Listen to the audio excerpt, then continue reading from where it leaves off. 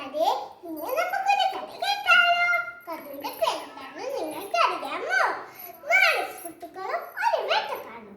പണ്ട് പണ്ട് ഒരു കാട്ടിൽ ഒരു കാക്ക, ഒരു മാൻ, ഒരു അമ്മ, ഒരു എലി എന്നിവർ സുഹൃത്തുക്കളായി ജീവിച്ചിരുന്നു. അങ്ങനെ ഇരിക്കെ ഒരു ദിവസം മാൻ ഭക്ഷണം തേടി കാട്ടിലേക്ക് പോയി. സാധാരണ വരാനുള്ള സമയമായിട്ട് മാൻ തിരിച്ചെത്തിയില്ല. അത് കണ്ട് കാക്കയും ആമയും എലിയും വിഷമിച്ചു.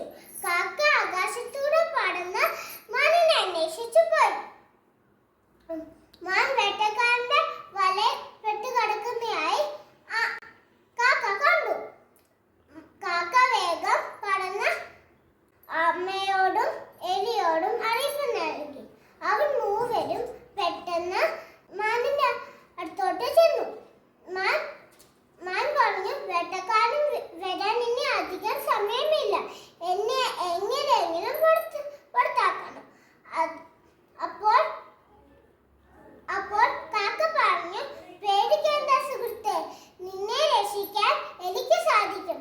എലി പെട്ടെന്ന് തയ്യാറായി. എലി പെട്ടെന്ന് വല മുറിക്കാൻ ഒരുപാട് നേരമായി. അപ്പോഴേക്കും വേട്ടക്കാരൻ അടുത്തെത്തി.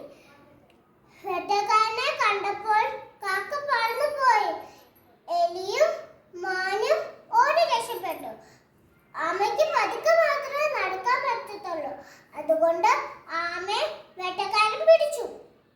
എലി പറഞ്ഞു, പേടിക്കേണ്ട സുഹൃത്തുക്കളെ, ആമയെ രക്ഷിക്കാൻ ഞാനൊരു വഴി പറഞ്ഞു തരാം. എലി പറഞ്ഞതനുസരിച്ച് മാൻ വേട്ടക്കാരന്റെ വലയിൽ മറിച്ചതുപോലെ കടന്നു.